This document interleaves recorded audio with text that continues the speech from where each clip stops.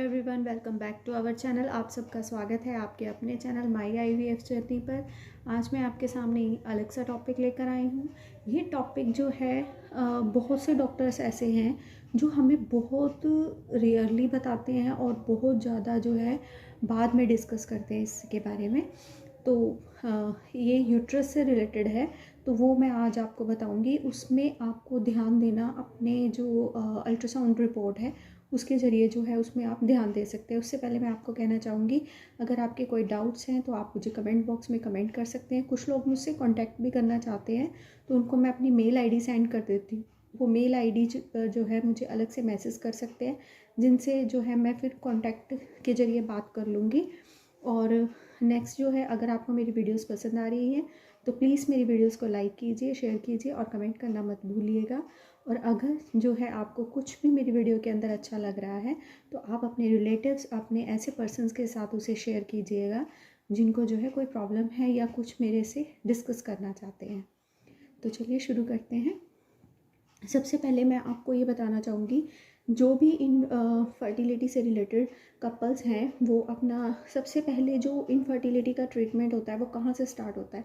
Infertility का treatment जो होता है वो टेस्ट से और फिर अल्ट्रासाउंड नेक्स्ट जो स्टेप होता है।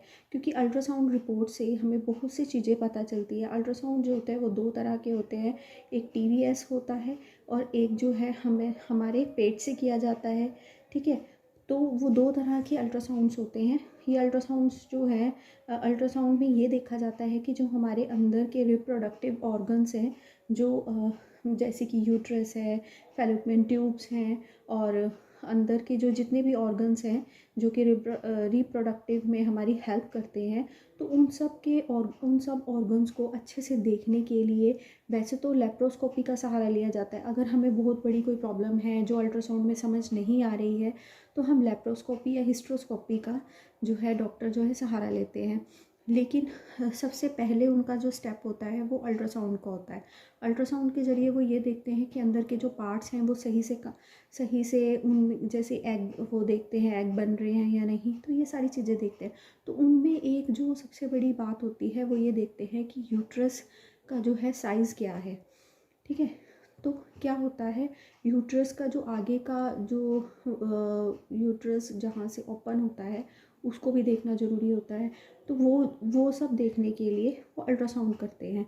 और ये जो है इनफर्टाइल कपल को पता होना चाहिए कि जो इनफर्टिलिटी से रिलेटेड जो इससे जूझ रहे हैं, जो सब अपने टेस्ट वगैरह करवाने जाते हैं, तो उनको इस चीज़ के बारे में पता होना चाहिए। क्योंकि ये चीज़ जो है मुझे बहुत ज़्यादा बाद में पता चली थी, जब मैं आईयूआई या आईवीएफ के लिए गई थी तब मुझे इन चीज़ों के बारे में पता चला था। उससे पहले मुझे इसके बारे में नहीं पता चला था। तो इसीलिए मैं आपके साथ ये नॉलेज जो है वो डिस्कशन करना चाहती हूँ, वो आपके साथ शेयर करना चाहती हूँ। मैं यहाँ पे पिक भी डाल दूँगी कि यूट्रस कितने टाइप के होते हैं और अल्ट्रासाउंड रिपोर्ट को पढ़कर आपको कैसे पता चलेगा कि आपका इन टाइप्स के जो यूट्रस हैं उनमें से कौन सा यूट्रस जो है वो आपका है। तो यूट्रस जो होता है वो नॉर्मल पोजीशन उसकी इस तरीके की होती है कि जिसमें जो ब्लैडर होता है वो ब्लैडर के साथ जो होता है यूट्रस ब्लैडर जो होते हैं, यूट्रस जो होता है वो हमारा थोड़ा सा आगे की ओर झुका हुआ होता है। लेकिन वो जो होती है वो नॉर्मल पोजीशन होती है। लेकिन एक होता है इंट्रोवर्टेड और एक होता है रेट्रोवर्टेड यूट्रस। जो इंट्रोवर्टेड यूट्रस होता है उसमें क्या होता है कि वो पीछे की ओर झुका हुआ होता है। वो हमारे ब्लैडर पर जोर डालता है। जैसे कुछ लेडीज़ को बहुत ज़्यादा शिकायत होती है कि उनको बैक पेन रह रहा है, उनको जो है पेल्विक में पेन रह रहा है, बिल्कुल पेट के नीचे की साइड उनको पेन है जैसे। और कईयों को, और रेट्रोवर्टेड में तो वो बिल्कुल ही पीछे की ओर झुका हुआ होता है, तो बिल्कुल हमारी बैक पेन होती रहती है।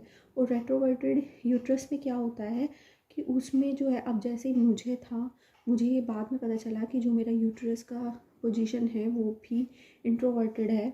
तो उसमें क्या होता है कि हमारी जो रिप्रोडक्टिव करने की जो सारी की सारी वो होती है, जिसके ज़रिए जो है मैं आपको बोलूँ कि जो है वो, सॉरी मुझे समझ नहीं आ रहा है तो मैं आपको कैसे समझाऊँ कि जिसके ज़रिए जो है हमारे जो एग्स जो हैं वो ओपन एग्स के साथ जो स्पर्म्स का जो वो रिप्रोडक्टिव स्टार्ट होता है, जिसके ज़रिए जो है एक बेबी जो है वो बनता है, एम्ब्रियो तैयार होता है, नॉर्मल प्रेगनेंसी होती है।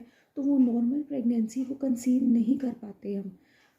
वो इसलिए नहीं कंसीव कर पाते क्योंकि जो हमारा यूट्रस का फेस होता है वो सही पोजीशन में नहीं होता। कहने का मतलब है कि जैसे कोई चीज़ है वो सीधी है, लेकिन जो रेट्रोवर्टेड और इंट्रोवर्टेड होती है उसमें थोड़ी टेढ़ी होती है, जिसके ज़रिए जो है हमारे को इनफर्टिलिटी होती है। तो जब भी आप जो अपना अल्ट्रासाउंड करवाएंगे तो अल्ट्रासाउंड में आपको ये चीज़ जाननी आपको बहुत ज़्यादा ज़रूरी है कि आपकी यूट्रस की पोजीशन क्या है। अगर वो नॉर्मल पोजीशन है, वो डॉक्टर ही आपको बताएगा कि नॉर्मल पोजीशन है, इंट्रोवर्टेड है या रेट्रोवर्टेड यूट्रस है। तो उस पर आपको पता होना बहुत ज़्यादा ज़रूरी है, क्योंकि उसमें इनफर्टिलिटी का वो सबसे बड़ा कारण है। उसमें इनफर्टिलिटी का वो सबसे बड़ा कारण है जिसमें आपको जो है ये प्रॉब्लम फेस करनी पड़ती है इनफर्टिलिटी से रिलेटेड। तो इनफर्टिलिटी में क्या होता है कि जो स्पर्म्स हैं वो जो है एग्स तक पहुंच ही नहीं पाते हैं, जिसकी वजह से हमें ये दिक्कत आती है, जिसकी वजह से हमें ये प्रॉब्लम आती है और आगे जो है हमारे को बेबी कंसीव करने में मुश्किल होती है। तो आपको ये चीज़ का ध्यान रखना बहुत ज़्यादा ज़रूरी है। और आगे जैसे कि हम कंसीव भी कर लेते हैं, आईवीएफ में भी ये वाली दिक्कत आती है, आईयूआई में भी ये दिक्कत आती है।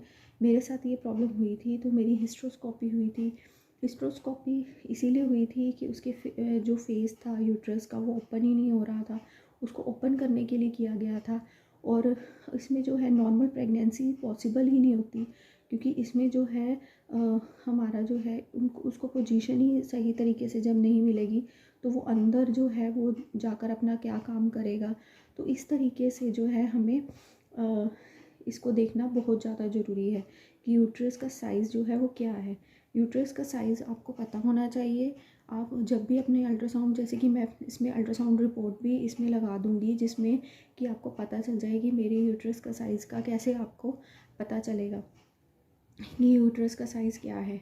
तो आपको यूट्रस का साइज़ बोल रही हूँ मैं, पोजीशन क्या है, साइज़ का भी पता होना चाहिए, साइज़ भी कंफर्म होना चाहिए, लेकिन यूट्रस का जो है उसमें पोजीशन भी पता होनी चाहिए कि पोजीशन क्या है।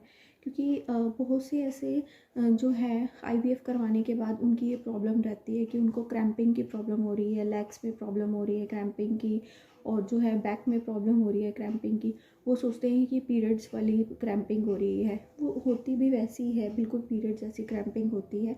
तो वो क्रैम्पिंग इसी वजह से होती है क्योंकि वो हमारे ब्लैडर पर जोर डालता है। ब्लैडर पर जोर डालने की वजह से वो हमारा यूट्रस जो है वो ब्लैडर पर जोर डालने की वजह से हमारे को बैक पेन, लेग पेन इस तरह की, और पेल्विक में पेन ज़्यादा रहता है। तो ये अपने डॉक्टर से आप कंफर्म कीजिए जब भी अल्ट्रासाउंड करवाने के लिए जाते हैं। रेट्रोवर्टेड यूट्रस के बारे में जैसे कि मैंने आपको बताया कि रेट्रोवर्टेड यूट्रस क्या होता है।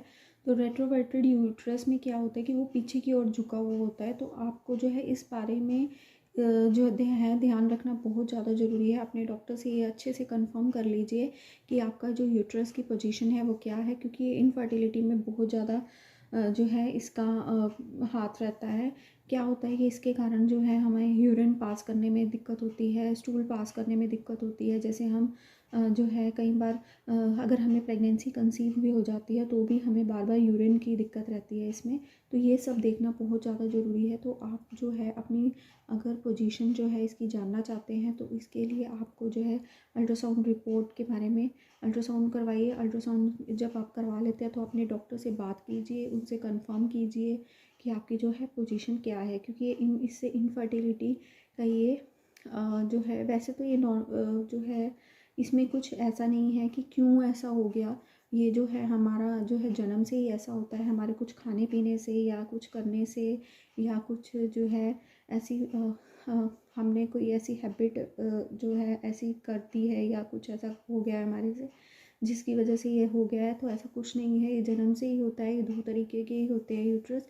एक थर्ड टाइप का भी यूट्रस होता है, उसके बारे में मुझे इतनी नॉलेज नहीं है, वो बहुत रेयरली होता है। लेकिन दो टाइप के यूट्रस ज़्यादातर होते हैं, रेट्रोवर्टेड और एंट्रोवर्टेड यूट्रस। ज़्यादातर जो है एंट्रोवर्टेड रहता है, रेट्रोवर्टेड में वो ज़्यादा ही जो है पीछे की ओर झुका हुआ होता है, जिसकी वजह से हमें बहुत ज़्यादा बैक की प्रॉब्लम होती है।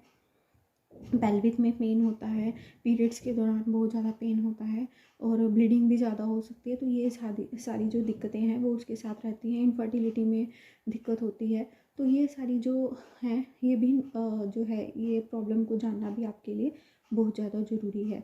तो मैं ये छोटी सी बात आपके साथ शेयर करना चाहती थी। आप अपने सभी अल्ट्रासाउंड जो है अगर आपने करवाया है तो उसको चेक कीजिए। अगर आपको उसकी नॉलेज डॉक्टर ने दी है तो ठीक है, अगर नहीं दी है तो उनसे बात कीजिए इसकी क्या प्रॉब्लम है। इसको देखो, इसे ठीक तो नहीं किया जा सकता, लेकिन हाँ इसके लिए क्या होता है कि अगर जो है इसमें अगर यूट्रस का फेस बंद हो रहा है तो वो चेक करना बहुत ज़्यादा ज़रूरी होता है कि अगर वो बंद हो रहा है तो उसमें हिस्ट्रोस्कोपी करवानी पड़ती है। तो क्योंकि IUI या IVF जो है वो तभी पॉसिबल है। तो ये सब जो है आपको चेक करवाने के लिए जो है अल्ट्रासाउंड रिपोर्ट को देखिए, अल्ट्रासाउंड करवाइए। तो अगर आपको जो है मेरी वीडियो पसंद आई है तो मेरी वीडियोस को लाइक कीजिए, शेयर कीजिए, कमेंट करना मत भूलिए। और अगर आपकी कोई प्रॉब्लम है तो आप मेरे साथ जो है मेरे मेल ID पर भी डिस्कशन कर सकते हैं। आपको ज़्यादा प्रॉब्लम है, आपको ये जानना है कि मैंने IVF कहाँ से करवाया है, ये जानना है IVF का ख़र्चा कितना है, ये मेरे पास क्वेश्चन आते रहते हैं। तो वो मैंने जो है अपनी अलग से वीडियो बनाई हुई है, आप वीडियो पे जाके चेक कर सकते हैं। ठीक है, राधे राधे।